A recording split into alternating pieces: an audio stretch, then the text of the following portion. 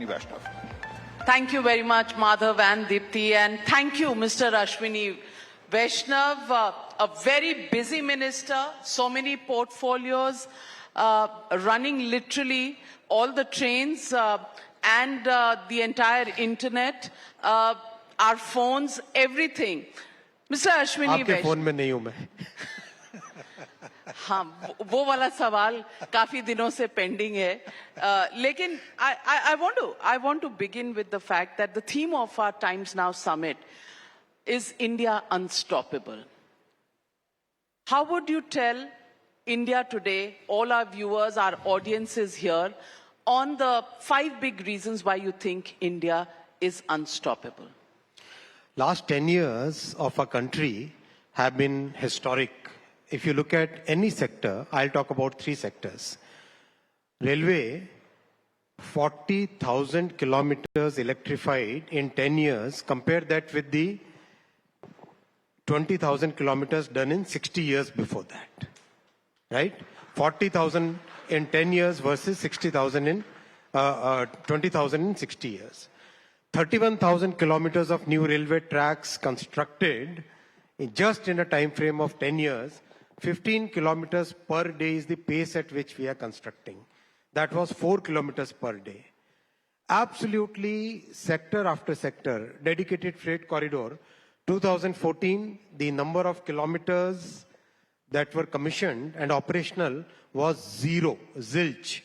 Today it is more than 2,700 kilometers, actually functional, 400 trains running on the system daily. Electronics manufacturing, practically negligible 10 years back, and today $110 billion worth electronics manufacturing. Apple alone is hiring more than 1 lakh persons are employed in the factories of Apple iPhone manufacturers. It's an absolute fundamental change, semiconductors, which the country dreamt of since 1962. Now we have 4 units where the construction is going on. Sector after sector, if you look at it, the work which has happened, the momentum which is there in our economy, it's phenomenal. I can say with a 95% confidence interval that in the coming 10 years, the country will grow at a consistent growth rate of 6 to 8% real growth in the coming 10 years. So definitely that means it's unstoppable. It's unstoppable because we have a great captain, we have a great leader who is thinking of 25 years ahead, who has a 10-year legacy in central government and a total of 27 years of total legacy in governance and a 25-year ahead action plan. That's our Prime Minister Modi ji, and that's why India is unstoppable. Mr. Ashwini Vaishnav, you are the poster boy, literally, of the semiconductor masterclass that you've held. And semiconductors can be a game changer as far as India and its economic position, as well as its position of attracting investments in the country is concerned. Can we be an alternative to China? Or once again, the question many are asking, this time around, can we capitalize on the opportunity? Absolutely yes. Emphatically yes. This will be a reality. In the coming 5 years, Bharat will be among the top 5 semiconductor destinations of the world. I can say that with very high level of confidence. See, when we started the semiconductor program, the first thing that our Prime Minister said was, look at the entire ecosystem. Don't just look at setting up the plant, look at setting up the entire ecosystem. Second thing, he mandated on us, look at minimum 10 years program and ideally a 20 years program. Don't look at a 1 year, 2 year, or this scheme, this financial year, that financial year. We stuck to those 2 principles. We practically, I must have personally met about 45 company CEOs and CTOs. We asked them every detail that is needed for setting up this new industry. And we did a lot of homework, practically. So I remember the first few meetings with the CTOs. They would say that, no, aapke yahan ye nahi hai, you don't have this, you don't have that. And we worked meticulously on every possible item. There are 250 odd chemicals and gases which go in semiconductor manufacturing. And some of the names are tongue twisters, very difficult to even pronounce the names. So it's very, very complex industry, but the hard work is paid off. We have 4 units where the construction work is going on. And the construction work was also done in record time. Micron plant, June 23, the agreement was done. September 23, within 90 days, construction started. The 2 plants of Tata and the plant of CG Power, again, within 18 days of approval, construction actually started on the field. It's a pace which is what making it unstoppable India, right? Well, Mr. Ashwini Vaishnav, you've been a career bureaucrat, went to the private sector, became an entrepreneur, and then made your foray into politics. The question I want to ask you, पहले कहा जाता था कि governments are, laid back working, things happen at their own pace, file pushing is the way governments run. You've been a part of the Modi Sarkar. I want to ask you, what would you say and how would you describe Modi's cabinet and Modi's government? देखिए, prime minister Modi ji का vision, देश के लिए जो संकल्प, the way he is thinking about the country, it's a phenomenal thing. It's something which I don't think any other country is as blessed as we are. I don't think any other country in the world has a leader who is thinking of 25 years ahead, who's taking inputs from more than 15 lakh people to create a vision for 2047, who is actually implementing, breaking down that vision into implementable portions, executable portions, then giving those targets to the ministers, and also taking the private sector, the stakeholders, the civil society, everybody together to make sure that our vision, the way we would like to see our country in 2047, that is realized. Where would you find this kind of leadership? And the person, this leader, works almost 20 out of 24 hours in a day. No Saturday, no Sunday for him. Absolutely no holiday for him. I don't think, at least in whatever interaction I've had with Honorable Prime Minister, I've never seen him taking even 1 hour holiday, forget 1 day holiday or few days. I think there are other leaders who are frequently visiting all kinds of places and being seen with. This is a person who is committed to the country, who's just thinking of the country 24 hours. Rashtra Pratham, Sadaiv Pratham. That's the only thing he thinks. And that's what he's working on. And we are all very fortunate that we are able to contribute in our own way. जैसे भगवान राम जब अपना सेतु बना रहे थे, तो गिलहरी का भी एक रोल था. तो हम जैसे गिलहरी के रोल वालों को भी आज सौभाग्य है कि हम उसमें उस बड़ी जर्नी में हिस्सा बन रहे हैं. बड़ी पावरफुल गिलहरी है, रेलवेज भी चलाती है, टेलीकॉम भी चलाती है, आईटी भी चलाती है, बड़ी पावरफुल, बड़ी कर्मठ गिलहरी है ये तो लेकिन सवाल ये भी है, आपने कहा कुछ लोग हॉलीडेज लेते रहते हैं, कहीं जाते हैं. Who are you referring to? आप सब समझ गए, समझने वाले समझ गए. नहीं, आप अगर बता देते तो जनता अच्छी तरीके से समझ जाती. बहुत सारे लोग हैं. देखिए, विपक्ष में हम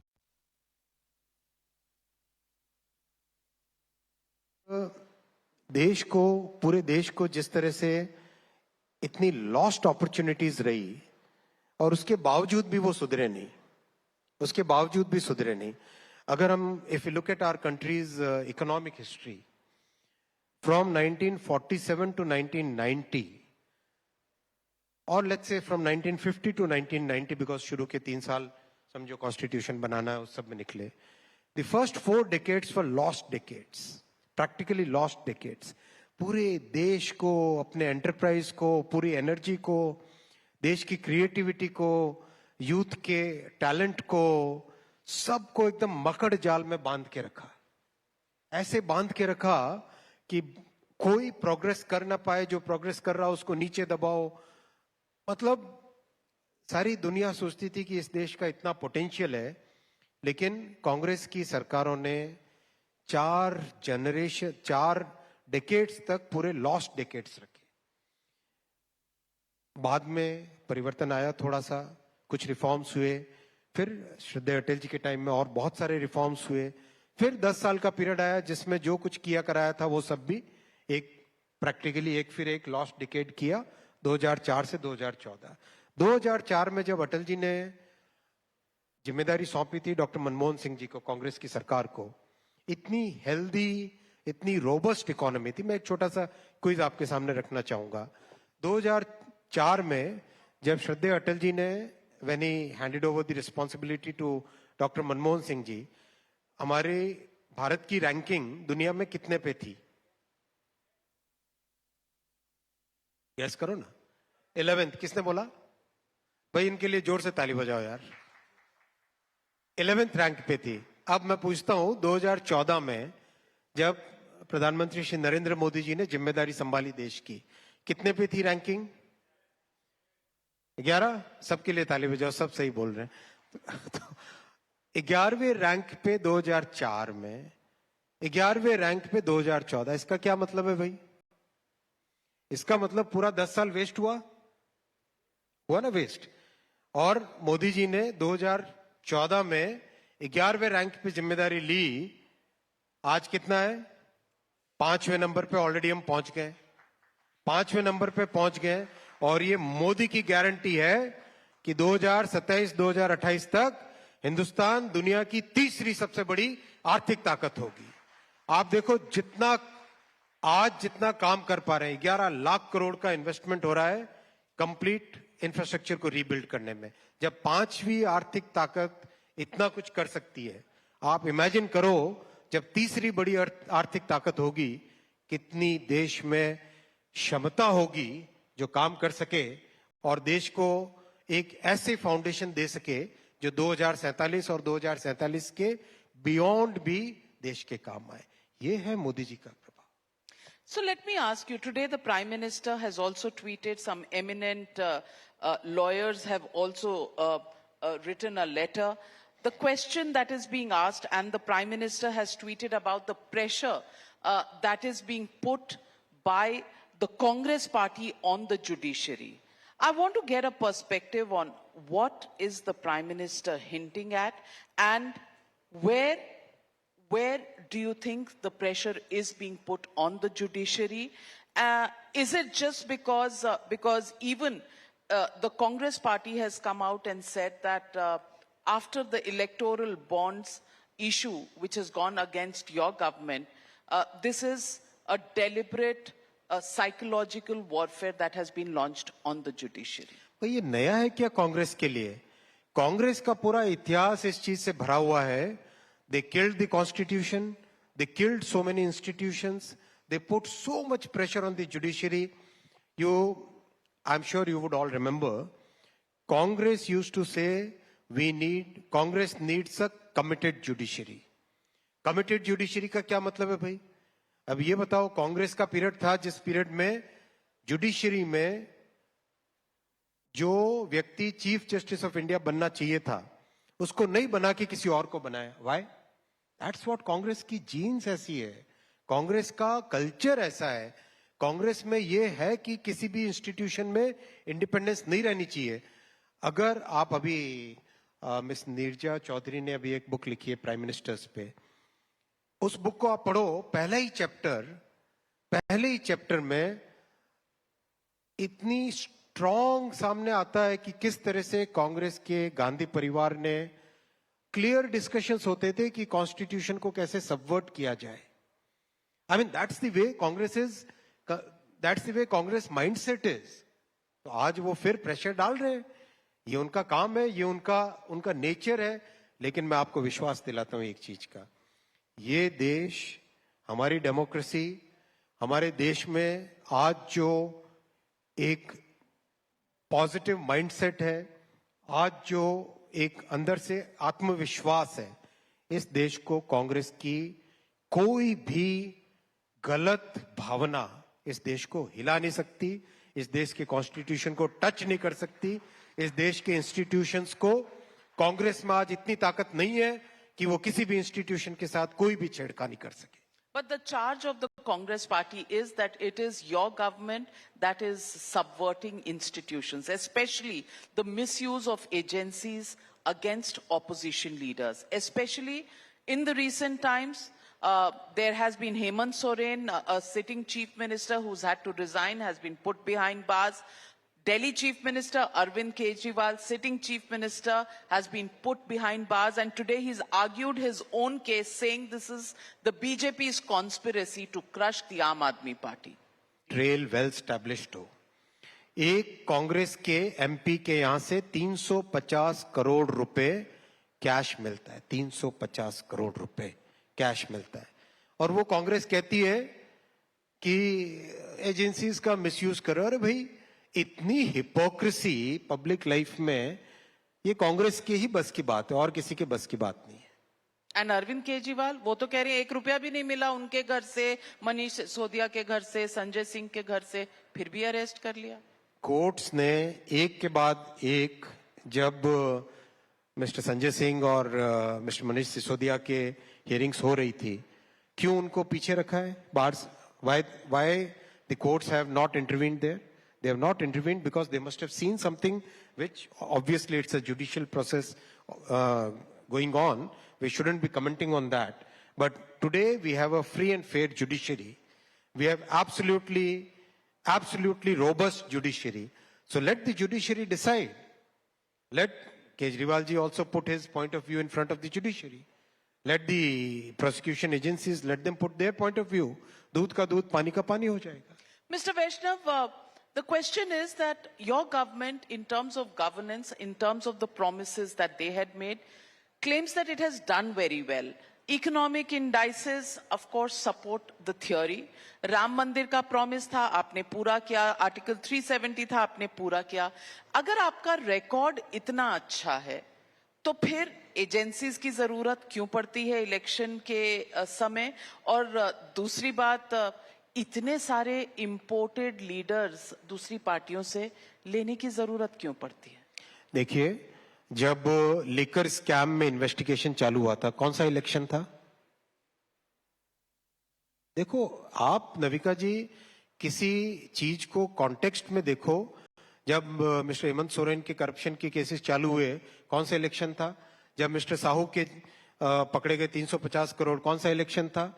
जब बंगाल में 50 करोड़ रुपए कैश पकड़ा गया गरीब बच्चों के, जो कि एग्जाम देके अपने सरकारी नौकरी को ढूंढ रहे थे, तब उनसे पैसे लेके एक टीएमसी का मंत्री 50 करोड़ रुपए कैश पे बैठा था. तब कौन सा इलेक्शन था? इलेक्शन के साथ कैसे जोड़ते हो भाई आप? कोई जोड़ने की बात नहीं है. ये तो एजेंसीज अपना काम इंडिपेंडेंटली कर रही है, लेट देम डू. और अगर ये कहते हैं कि करप्शन को बनाए रखो, ये तो नहीं चलने देंगे. मोदी जी ने क्लियर भ्रष्टाचार के विरुद्ध लड़ाई का, and he has taken up this matter in a very strong way. Corruption के विरुद्ध लड़ाई के लिए हमेशा बाहर आए और मजबूत एक्शन लिया, लड़ेंगे. Also the question will be, why is absolutely no action being taken against those who either come into your party or are part of your party and have cases from the past? कोई ऐसी बात नहीं है. Judiciary agency सब अपना काम independently कर रही है. But there are people who you have accused in the past who are now part of your political party, and therefore आप दूसरों को hypocritical कहते हैं. थोड़ा अपनी पार्टी पर भी देख लीजिए. Absolutely not. मैं आपको एकदम क्लियर कहता हूं कि कहीं पर भी एजेंसीज काम करने के लिए पूरी तरह से फ्री है और कर रही है फ्रीली, कहीं इंडिपेंडेंटली काम कर रही है, इसमें कोई दो राय नहीं है. So I want to ask you, Bharat Jodo Yatra, do you think it has, and this is the 2.0 that I'm talking about. पहली यात्रा जब हुई राहुल गांधी की, तो आप कर्नाटक तेलंगाना हार गए. दूसरी जो भारत जोड़ो न्याय यात्रा है, इसके बाद क्या इम्पैक्ट रहेगा? हम राजस्थान भी जीते, छत्तीसगढ़ भी जीते, मध्य प्रदेश भी जीते. हमने तेलंगाना में वोट शेयर डबल डिजिट से ज्यादा में लेके आए. कर्नाटक में वोट शेयर बहुत ज्यादा डिफरेंस नहीं आया है. आप हम लोगों को एक वो हमेशा ध्यान रखना चाहिए, कॉज एंड इफेक्ट. कॉजेलिटी और कोरिलेशन में बहुत बड़ा डिफरेंस होता है. कॉज एंड इफेक्ट देखो, आप अननेसेसरी चीजों को कोरिलेट मत करो. बहुत सिंपल है. आज देश में लोगों ने अपना क्लियरली अपना मन बना लिया है। आप छोटे से छोटे गांव में जाके देखो, मैंने काम किया वेस्टर्न यूपी में, 3 लोकसभा में काम किया, और अभी मध्य प्रदेश में काम किया, और उड़ीसा में जमीन में मतलब जमीन के साथ जुड़ के कुछ काम किया। बहुत ज्यादा मेरा राजनीतिक अनुभव नहीं है, इसलिए मैं इतना आपको नहीं कह सकता, लेकिन जितना देखा है एक चीज स्पष्ट सब तरफ से आ रही है। Everywhere, wherever you go, one thing which people are saying very emphatically, 50-60 वर्षों में जो चीज उन्होंने सोचा, जनता ने, जन जन ने सोचा था, those things are now actually delivered in every household in the country, and that is without any discrimination. अभी थोड़े दिन पहले मध्य प्रदेश में था, गरीब से गरीब घर में जाके आप बात करो, आदिवासी घरों में जाओ, आप वहां पे बात करो लोगों से, लोग स्पष्ट कहते हैं the kind of facilities which have come in the last 10 years, unthinkable. एक माँ बोली कि हम सोचते थे कि गैस का चूल्हा मतलब भोपाल में, इंदौर में, जबलपुर में जो बड़े संभ्रांत परिवारों में गैस का चूल्हा होता होगा, लेकिन आज मोदी जी ने हमारे घर तक लाके दिया है। नल से जल, something, things which we in cities would assume, take for granted, उसका कितना बड़ा महत्व है गांव में। आप गांव में जाके पूछो। I will request times now से आप अपना एक डेलीगेशन भेजिए, एक पूरी टीम भेजिए, गांव में एक्चुअल में किस तरह से काम हुआ है उसको देखे। मतलब गांव के लोग आश्चर्य करते हैं कि नल से जल कोई सोच भी नहीं सकता था, वो चीज आज उनके घरों तक पहुंच रही है। These are things which are real, Navika ji, these are things which are there on the ground. केवल टहलने से लोगों का आप मन बहला नहीं सकते हैं, आपको लोगों के लिए हार्ड वर्क, कड़ी मेहनत, कड़े संकल्प, दृढ़ इच्छा शक्ति, एग्जीक्यूशन के साथ काम करना पड़ता है, तब जाके देश का विश्वास आता है। वो विश्वास आज मोदी जी पे, वो विश्वास आज मोदी जी पे 100% है, और इसीलिए इतने एकदम क्लैरिटी के साथ हमारे काम के 10 साल के मोदी जी के काम के बेसिस पे आज हम वोट मांगने जा रहे हैं पब्लिक के सामने। Principal opposition party in the state is something which is very improbable. पर भृतुहरि महताब बीजेडी के साथ थे इतने साल, उन्हें आप ले सकते हैं? देखिए, भारतीय जनता पार्टी एक विचार, एक कमिटमेंट, एक आइडियोलॉजी पे चलने वाली पार्टी है। ये एक पार्टी है जिस पार्टी में हमेशा राष्ट्र प्रथम, सदैव प्रथम के प्रिंसिपल को मान के चले।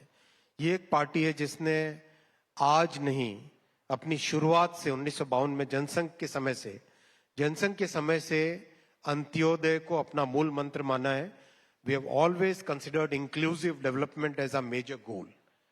इस फिलॉसफी में जो भी विश्वास करे उन सबका स्वागत है, जो इस आइडियोलॉजी में बिलीव करे वो सबका स्वागत है। मैं तो कहता हूं आप भी ज्वाइन करिए, बहुत अच्छी पार्टी है। मैं जहां हूं खुश हूं, and I would invite more and more people to join Times Now, but the question that I want to ask you is, would you recommend career politics to professionals? आप एक प्रोफेशनल थे, अब पॉलिटिक्स में है, आपका experience कैसा रहा? Politics और पब्लिक लाइफ अपने जीवन में कुछ ऐसा करने का मौका देता है where you can give back to the society. See, कोई भी व्यक्ति, we are all creatures of our society. whatever we are because what our country has given us, what our society has given us, what our educational institutions have given us. So we must give back to the society, and political life gives a very large canvas where you can do a very big change, very fundamental transformative change in people's lives. So I would actually very strongly recommend that all the professionals must give us, even if they give a small fraction of the time, they must give a small fraction of the time for the society and do something very regularly, whether in terms of thinking, whether in terms of executing, whether in terms of connecting with other people, whether in terms of actually collecting the feedback from the ground. Whatever you want to do, please do, but always think of contributing to the society. But many people, many professionals feel scared that if they don't have antecedents in politics, survival could be difficult because politics is a difficult stream to be in. How has it been for you? is there any special skill set that is required to become a politician? देखिए, मोदी जी बहुत clear एक चीज समझाते हैं हम लोगों को। आप कभी भी कुछ बनने का मत सोचो, कुछ करने का सोचो। he is very clear in his mind when he tells us, हमेशा कुछ जो आप करना चाहते हो उसको करने का सोचो। ये मत सोचो कि आप ये बनो वो बनो। If we have that mindset, if we think of our life in that way, then everything becomes very straightforward. Is politics straightforward from the inside? Life में क्या चीज स्ट्रेट फॉरवर्ड होती है? हर चीज में कॉम्प्लेक्सिटी होती है, हर चीज में डिफिकल्टीज होती है। डिफिकल्टी सामने आए, उस डिफिकल्टी को फेस करके उसमें से सोल्यूशन निकाल के आगे बढ़ना चाहिए। Is there any commonality between professionalism in the private sector and the way governments run? अगर मन में सेवा का भाव हो, if we think, okay, we have to contribute to the society, we have to contribute to nation building, I think whichever profession we are, it's one and the same. Whether in a media house, if you can think of how do you contribute to building the country, building the nation, I think that's exactly the same thing that we are doing in the government. What's the targets? When you have one-on-one meetings with the Prime Minister, or when you meet in a group of ministers meeting the Prime Minister, is it always work-oriented, target-oriented, also some political objectives that are there? Or are there any sessions that are had with the Prime Minister where you talk about how to change mindsets, how to take the country forward? Do these discussions take place? देखिए, once we are working in a team, and the way our Prime Minister is, he goes in good details. He's a very detail-oriented person. And in my professional as well as personal life, I've not seen a person who is as intent listener as our Prime Minister Modi ji is. He can take a very, very complex subject and very intently he'll get engrossed in that subject and deeply think about it and come up with things that we would have not even thought of. I have multiple examples. For example, in semiconductors, when we went to him for the structure of the India semiconductor mission, we sought a meeting of about 45 minutes. He actually spent almost 3 hours with us, going in every detail, and at the end of the meeting he said, देखो, देश ने बहुत बार ये प्रयास किया है और आज जो परिस्थितियां हैं उन परिस्थितियों में सक्सेसफुल होने की प्रोबेबिलिटी ज्यादा है, संभावना ज्यादा है। हर चीज को ढंग से सोच के 360 डिग्री सोच के इंडिया सेमीकंडक्टर मिशन का स्ट्रक्चर बनाओ जिससे कि सक्सेस मिले ही मिले। इतना डिटेल में जाते हैं। स्टेशंस की बात थी, स्टेशंस की बात में 2.5 घंटे के प्रेजेंटेशन के बाद में पीएम साहब ने कहा कि नहीं ये नहीं चलेगा। Then he calls me up late in the night और बोलते हैं कि नहीं, तुम्हारा जो डिजाइन था ये डिजाइन आज के लिए ठीक है, 50 साल आगे की सोचो। That's what our prime minister is. He goes deep in details. He's a very intent listener. He'll always encourage you to think long term. He'll always ask you to check whether all the stakeholders have been taken on board or not. He's a person who will say that इसमें technology का भी ध्यान रखना है और एक साधारण से साधारण नागरिक का भी ध्यान रखना है। इसमें फाइनेंसिंग का भी ध्यान रखना है, देश के ऊपर या इसके यूजर्स के ऊपर कोई बोझ न पड़े उसका भी ध्यान रखना है। Very comprehensive way of thinking. It's a real pleasure working with him. I must say, at least my little experience, it's a real pleasure working with him. So, as a minister in the Modi cabinet, are you confident of the target that has been set? अब की बार 400 पार। बिल्कुल, अब की बार 400 पार होना ही होना है, and that is based upon the work which has been done. देखो, 10 साल की लेगेसी देश के सामने है, 10 साल की लेगेसी पूरे देश के सामने। इससे पहले गुजरात की लेगेसी ऑलरेडी थी। गुजरात प्लस देश के प्रति जो मोदी जी ने जो काम किया है वो देश के सामने है आज। और अगले 25 साल का क्लियर विजन, अगले 25 साल के लिए क्लियर रोड मैप, वो क्लियरली सामने। आप मुझे बताओ, आज अगर विश्व के टॉप 10 इकोनॉमीज को अगर आप सामने लेके देखो, लिस्ट बनाओ, क्या कोई एक भी देश है जो आगे 25 साल की सोच रहा है? कोई नहीं सोच रहा है। कोई एक लीडर है जो इतना फॉरवर्ड थिंकिंग हो? कोई नहीं है। ये आज देश का जन जन पहचानता है। जनता में एक ऐसा स्ट्रांग विश्वास है। मैं आपको बताऊं, सहारनपुर जिले के छुटमलपुर गांव, माइनॉरिटी पॉपुलेशन वहां पे मैक्सिमम है, क्लोज टू 75% पॉपुलेशन माइनॉरिटी है। उस गांव में जब मैंने जाके अपने साथियों से मैंने पूछा, गांव के जो निवासी थे उनसे सबसे पूछा कि भाई आपको घर मिला? हाँ मिला। क्या आपके प्रति कोई भेदभाव हुआ? नहीं, कोई भेदभाव नहीं हुआ। वहां मैंने माइनॉरिटी परिवार की एक माँ से पूछा, आपको गैस का सिलेंडर मिला? हाँ मिला। क्या कोई भेदभाव हुआ? नहीं, भेदभाव नहीं हुआ। ये जो सबका साथ, सबका विकास, सबका विश्वास, सबका प्रयास, ये जो मोदी जी ने मंत्र दिया है, इसको वो पालन भी करते हैं। इसीलिए आज 140 करोड़ देशवासियों के मन में एक विश्वास है, एक आत्मविश्वास है कि केवल मोदी जी ही उनके बारे में सोचते हैं। केवल मोदी जी ही देश को एक जो भारत का स्वप्न है, उस स्वप्न को सपना सच करने में एक ही व्यक्ति है जो इसके लिए सक्षम है। इसीलिए बहुत ही स्पष्ट तौर पे कहा जा सकता है कि अब की बार 400 पार है। लेकिन south of India, it is the same country, but Tamil Nadu, you've never won a seat. Kerala, you've never won a seat. Telangana, you have a very little presence. Karnataka, where you had a larger presence, you've lost the state government.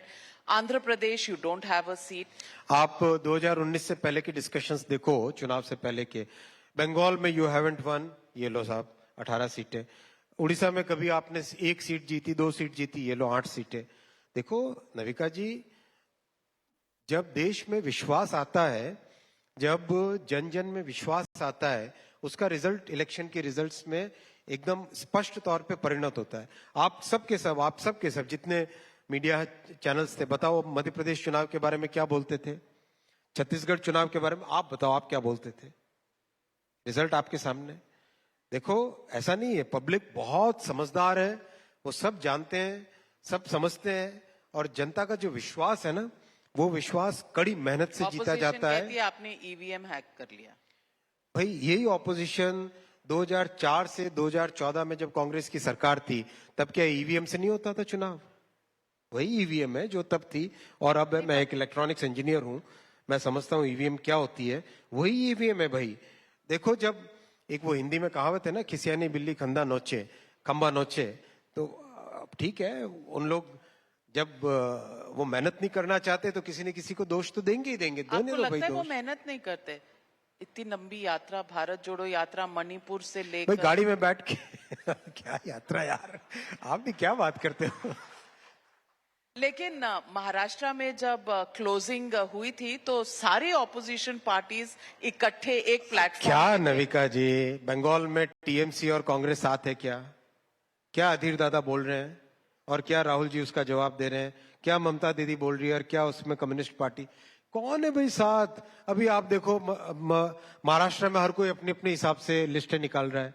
ये घमंडिया गठबंधन एक fiction है। इस fiction को आप कितने दिन चला पाओगे भाई? हवा में बना हुआ बुलबुला कितने टाइम चलेगा? Are you underestimating the opposition? I am not underestimating anybody.